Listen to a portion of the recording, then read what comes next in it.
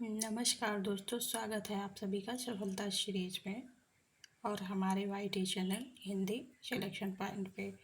तो हम रीत काल पे बात कर रहे थे। तो रीत काल पे हम 300 प्लस क्वेश्चंस यानी कि PYQs करवाएंगे। तो चलिए आज का क्वेश्चन डिस्कस करते हैं।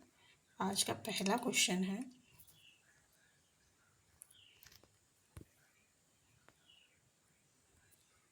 ये रचना काल की दृष्टि से निम्नलिखित कवियों का सही अनुक्रम है।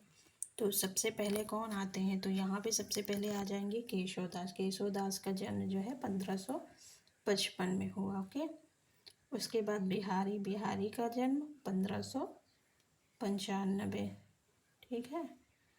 फिर आ जाएंगे भूषण। भूषण का जन्म 1613। ये अभी लेटेस्ट एग्जाम में पूछा गया है।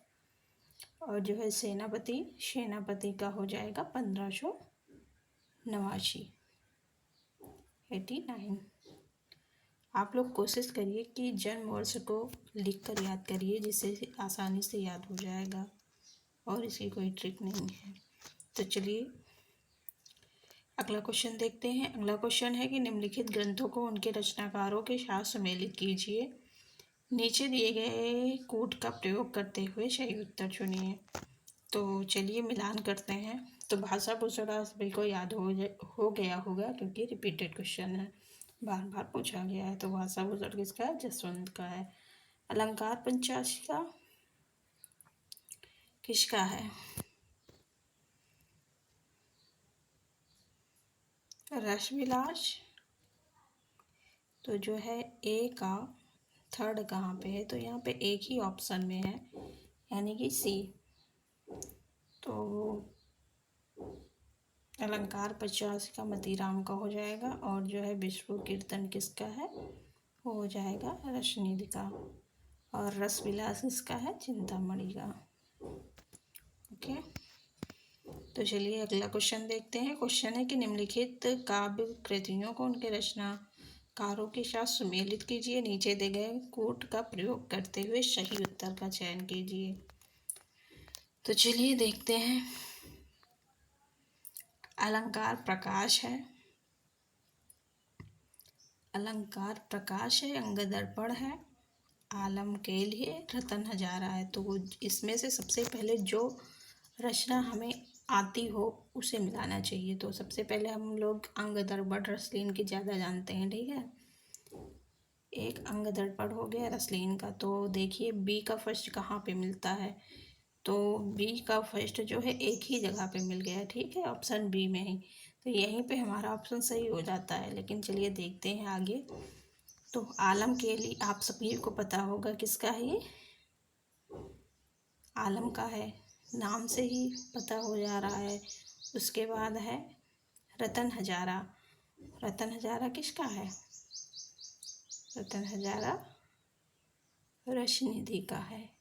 डी का 4 हो जाएगा। फिर है अलंकार प्रकाश।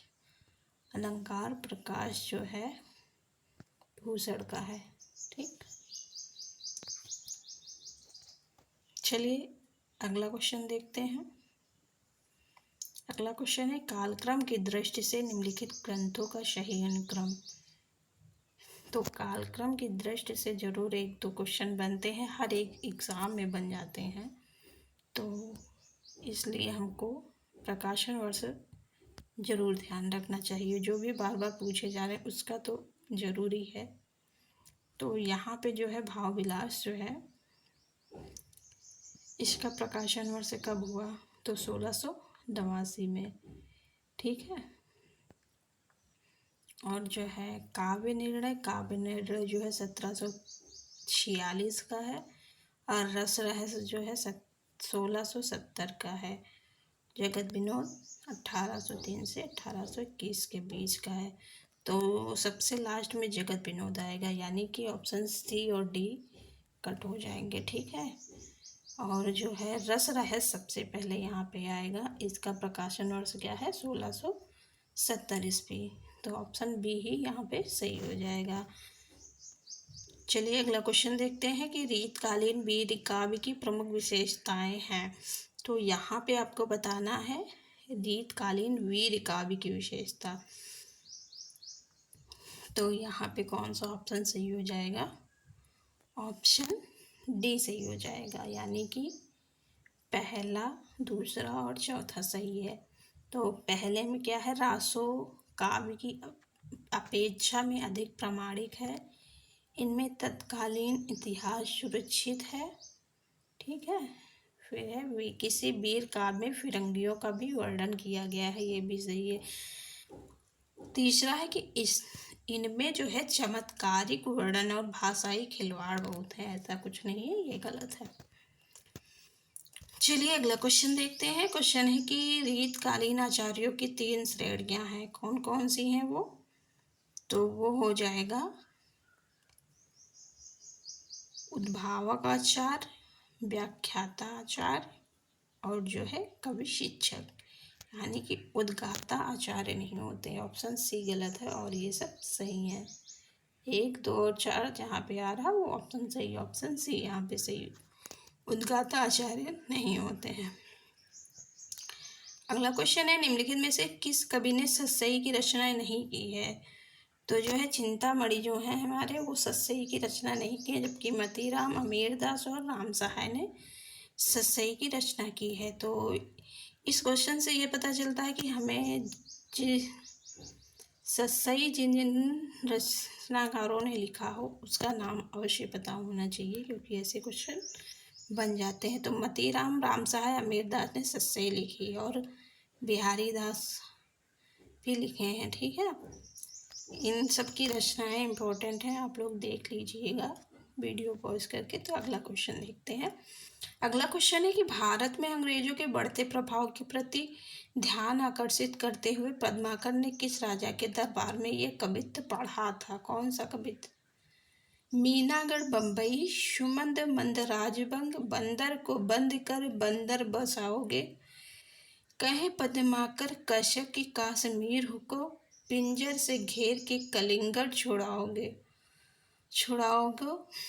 बांका नृप अलीजा महाराज कहो, साज दल पकड़ फिरंगिन दबाओगे, दिल्ली दह पट्टी पटना हूँ को छपट करी कबहुक लत्ता कलकत्ता को उड़ाओगे। तो ये जो है दौलत राव सिंधिया के राज दरबार में पढ़ा था, ठीक है। किसने पढ़ा था? पद्माकर ने, ठीक है। यहाँ पे पूछ सकते हैं कि ये पंक्तियाँ किसने पढ़ा था, यहाँ पे किस दरबार में पूछा था, क्वेश्चन में बन सकता है कि किसने पढ़ा था, पद्माकर ने पढ़ा था। तो चलिए अगला क्वेश्चन देखते हैं।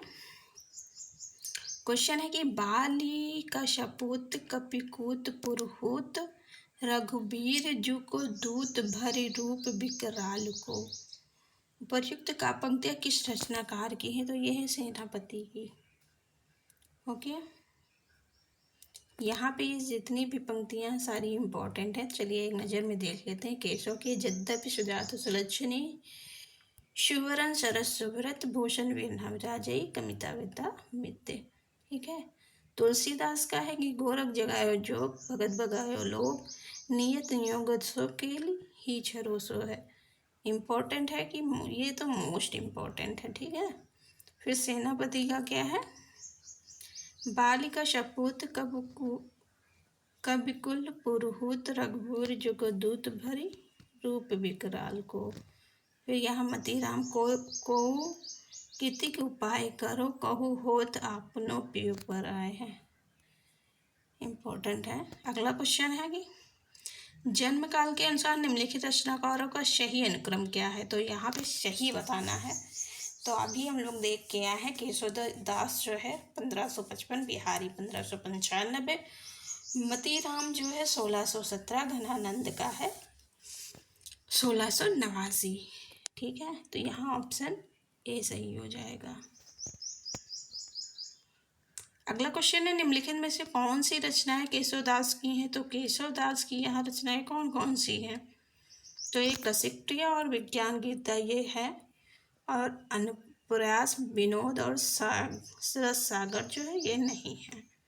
ओके, तो यहाँ पे ऑप्शन ए सही हो जाएगा। अगला क्वेश्चन है, यदि प्रबंध काव्य एक विस्तृत वनस्थली है तो मुक्तक एक चुना हुआ गुलदस्ता, ये किसने कहा है?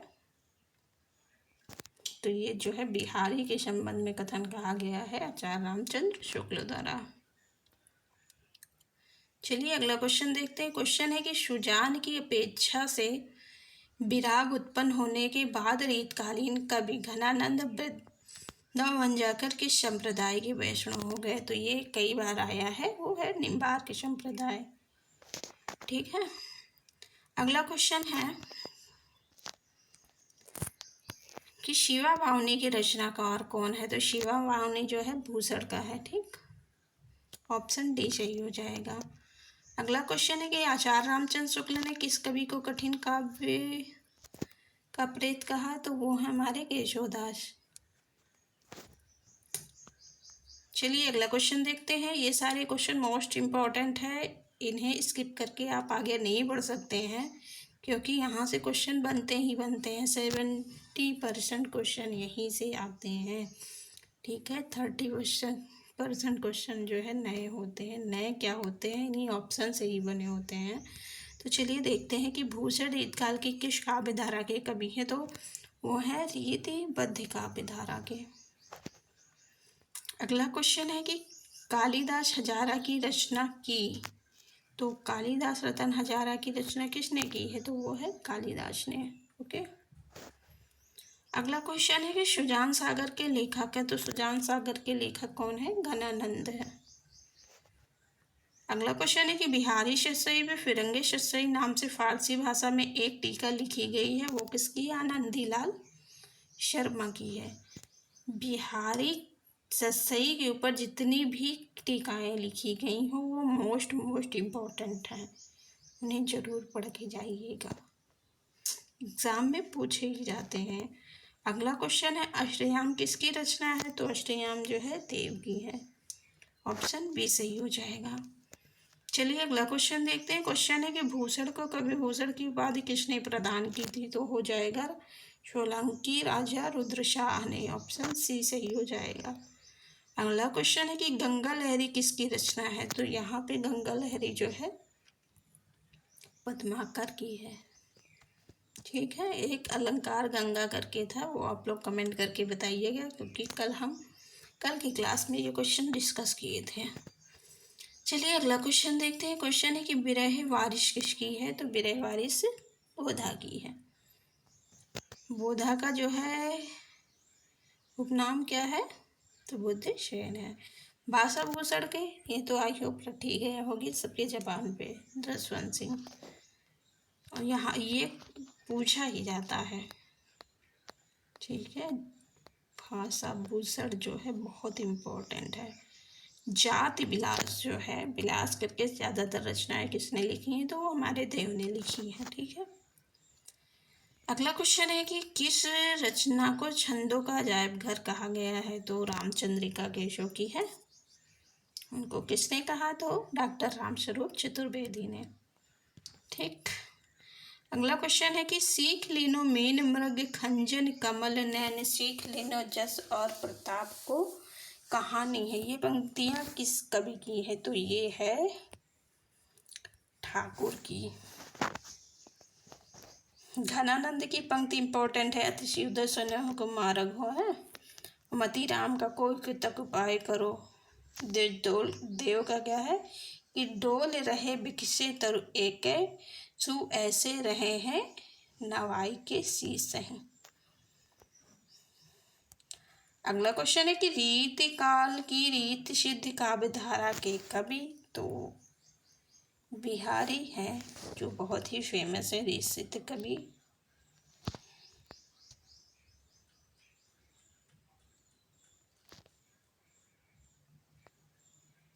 बिहारी ने अपनी एकमात्र रचना बिहारी से सही रीति का पूरा उपयोग किया है।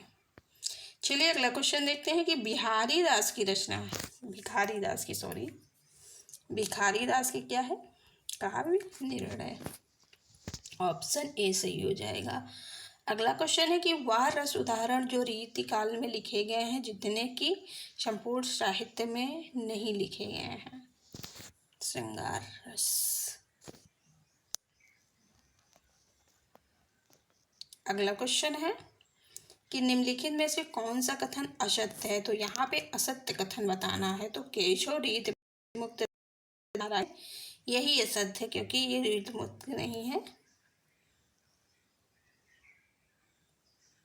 रीत से बंधे हुए कवि, यानी कि रीतिबद्ध कवि हैं। ऑप्शन डी गलत हो जाएगा। रीतबद्ध धारा के कवियों ने लक्षण ग्रंथों की रचना की है, ये सही। रीतबद्ध धारा के कवियों को आचार्य कवि कहा जाता है, ये सही। बिहारी रीत सिद्ध धारा के प्रतिनिधि कवि है, ये ऑप्शन सही है, जबकि डी ऑप्शन गलत है। अगला क्वेश्चन है कि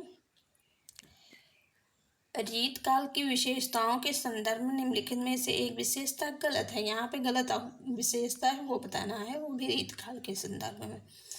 उस विशेषता का चयन कीजिए, यानी कि रीत काल की विशेषता कौन सी नहीं है। तो चलिए देख लेते हैं। रीत काल में अलंकरण की प्रधानता है, ये सही है। ओके। बी है कि रीत काल का प्रमुख भाषा ब्रज है, ये भी सही है। सी है कि रीत काल में प्रकृति का आलंबन रूप में वर्णन है, नहीं, आलंबन रूप में यहाँ वर्णन नहीं है, उद्दीपन तथा अलंकारिक रूपों में है। ठीक है, आलंबन नहीं है, उद्दीपन है, तो यही गलत हो जाएगा।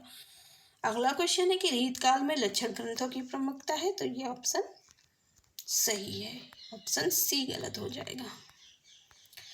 चलिए अगला क्वेश्चन देखते हैं। क्वेश्चन है कि आचार्य भिखारी दास कृत प्रमुख काव्य शास्त्रीय ग्रंथ है, तो वो है काव्य निर्णय, ऑप्शन बी सही हो जाएगा। अगला क्वेश्चन है कि देव कवि किस जिले के थे। तो देव कवि जो है इटावा जिले के थे। ओके। अगला क्वेश्चन है कवि प्रिया के रचनाकार का नाम बताइए। तो कवि प्रिया के रचनाकार कौन है? केशव। ओके। शिवराज भूषण के रचयिता कौन है? भूषण है, ऑप्शन डी सही हो जाएगा। भूषण का जन्म कब हुआ था? घनानंद का, पद्माकर का और बिहारी का। इन सब का कमेंट करके बताइएगा, क्योंकि लिखने से चीज़ें याद होती हैं, तो जरूर कमेंट करिएगा। अगला क्वेश्चन है कि महाकवि भूषण की रचना है। तो महाकवि भूषण की रचना क्या है? छत्रसाल दशक।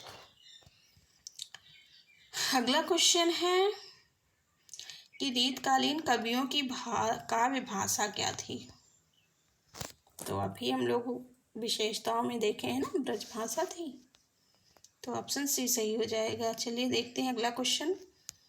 क्वेश्चन क्या है कि रीत काल के उस कवि का नाम बताइए जिसने वीर रस में कविता लिखी है। तो वो है हमारे भूषण जी। और श्रृंगार रस में पद्माकर, बिहारी और घनानंद ने। बिहारी सच्चाई किस भाषा में है? तो वो है ब्रज भाषा में।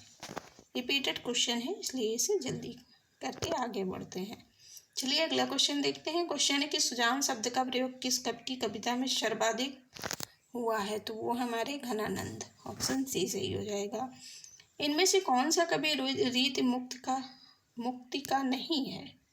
अच्छा, तो केशव है जो बंधे हुए हैं, तो ऑप्शन डी सही हो जाएगा। जबकि घनानंद आलम्बोधा ये मुक्ति, रीत से मुक्ति है। शिवराज भूषण ग्रंथ में किसका विवेचन मिलता है? तो शिवराज भूषण में अलंकार का। शिवराज भूषण में बताइए कितने अलंकार हैं? तो कितने हैं? 105, यानी कि 105। अगला क्वेश्चन है कि निम्नलिखित में से कौन सी रचना एवं रचनाकार का युग्म सही नहीं है। तो यहाँ पे सही नहीं है। काव्य निर्णय भिखारी दास का है, सही है। रस रहस कुलपति का है, सही है। रस विलास चिंतामणि का है।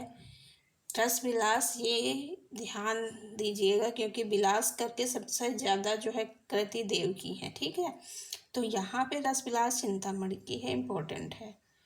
भाव विलास किसकी है?